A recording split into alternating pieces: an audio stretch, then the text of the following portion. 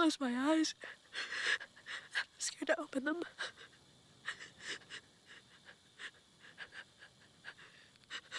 gonna die out here.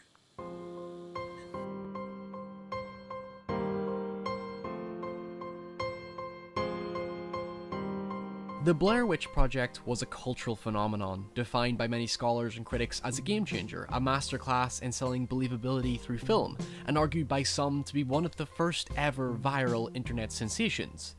But let's start at the beginning. Tonight, the information superhighway and one of its main thoroughfares, an online network called Internet. The 90s was a decade when new forms of communication and media grew exponentially. For one, the accessibility of the internet became more widespread as ownership of the personal computer rose greatly, and the World Wide Web became public in 1991. The internet gave us a whole world of exciting new possibilities. So I guess this is a story of how it changed our lives. Maybe it will yours too. Society had transitioned into the information age, where computers became a fundamental component to Western culture and eventually became a common means of how we consume information. The digital revolution was truly in effect, and the growing regularity of internet usage saw a notable economic opportunity for business owners. Advertising permeated with its presence, and the dot-com bubble of the late 90s saw the value of stock equity rise rapidly in response to the internet's growing influence. Have technology, globalization, and free trade come together to create a truly new economy, one that allows for strong growth and little inflation. But for Daniel Myrick and Eduardo Sanchez, this was more than just a business opportunity.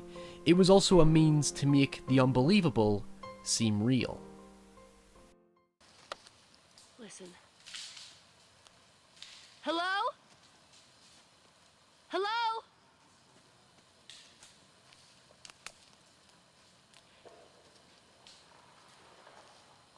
It's all around us. That is fucking weird. In a saturated industry, it's hard to make your small indie film stand out, but the Blair Witch Project was in a unique position. It came at the right time just as the online space began to flourish.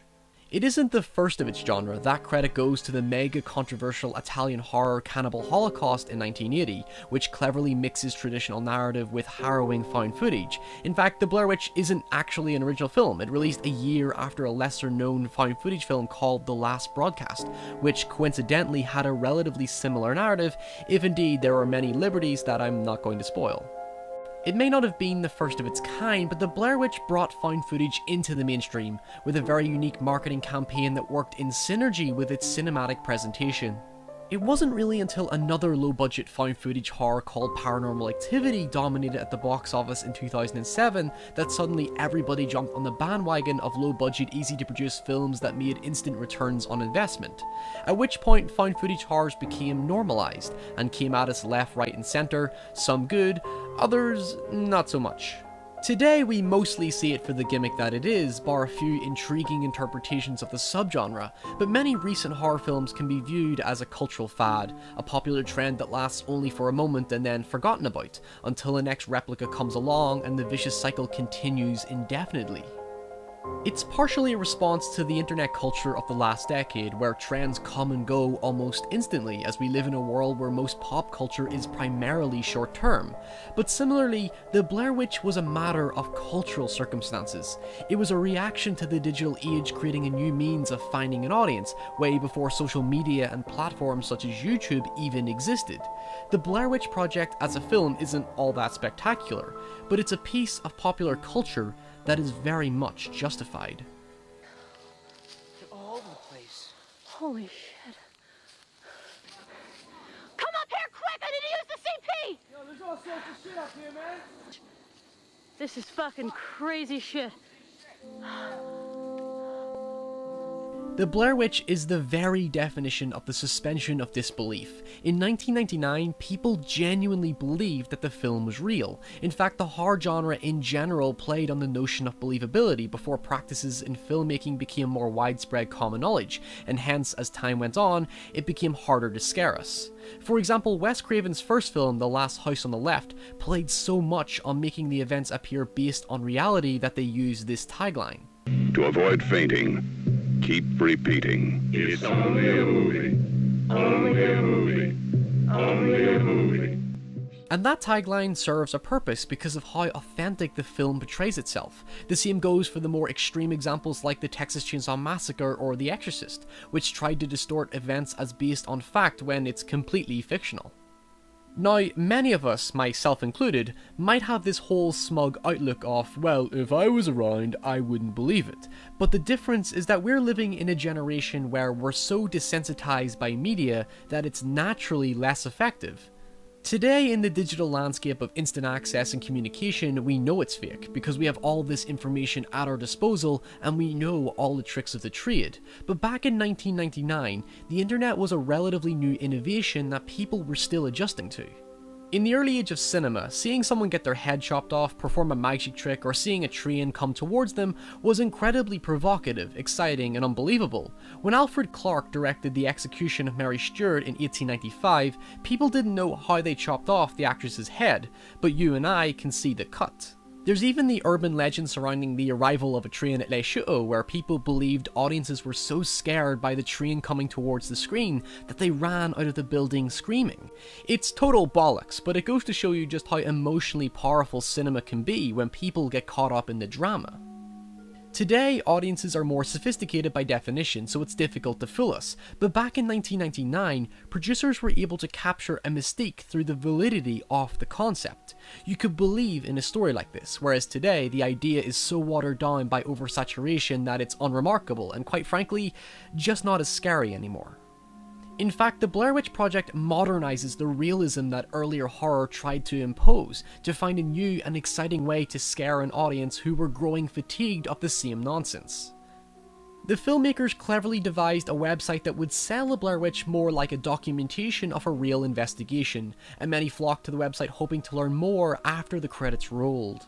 The film's website featured news articles, police reports, photos, and interviews surrounding the story to add a level of authenticity to the film, causing a series of debates on the internet over whether it was all real or not. But even those that saw through to its fiction were so sucked in by it all that it helped retain the obscurity of the entire film. As curiosity ate away at people, many felt that they had to see it because it was something that caused so much conflict and confusion that it came off as something incredibly special. It spread through word of mouth, and the attention it received was unprecedented.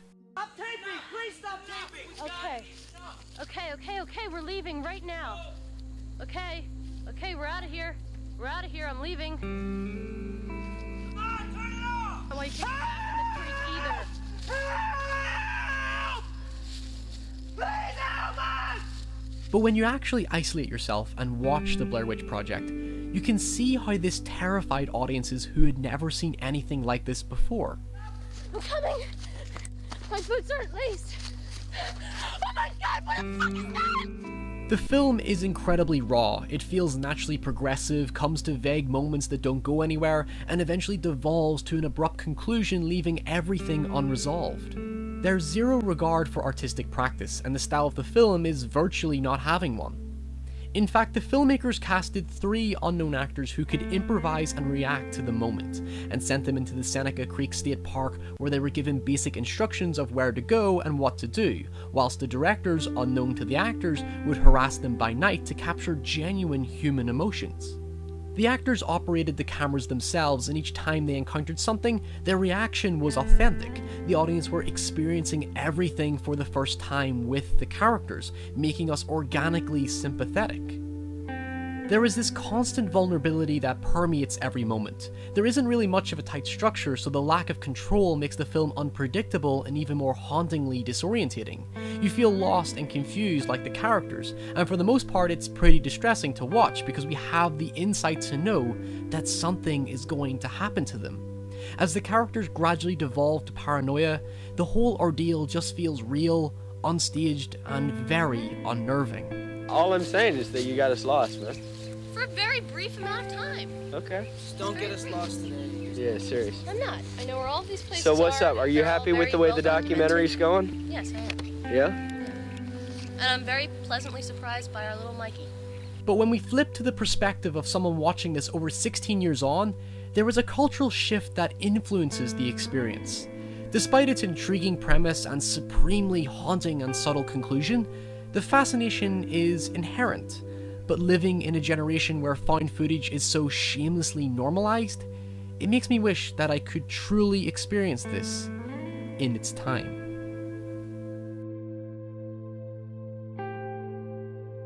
As always guys, thank you so much for watching. I understand this was another morbid video. I promise it will be the last one for quite a while. I will do something much more lighthearted next time. But next week there won't be a video essay because I have a very important university deadline that I need to prioritize. But to try and get a video out there, I'm going to do another monthly Q&A video. So if you have any questions, please submit them below, or preferably through Facebook and Twitter, because at least that way I can see them. So if you want to know my opinion on any video games or films or any topics whatsoever, please submit them. Go straight away. You've got until, I'd say, next Wednesday. I also have to give a shout out to everyone who supported me on Patreon. Thank you so much for that. Every dollar, which is translated into a pound, goes a long way to helping me increase the quality of these videos. So thank you for that. So until next time guys, stay very safe and submit those questions below as soon as you can, and I'll see you all very soon.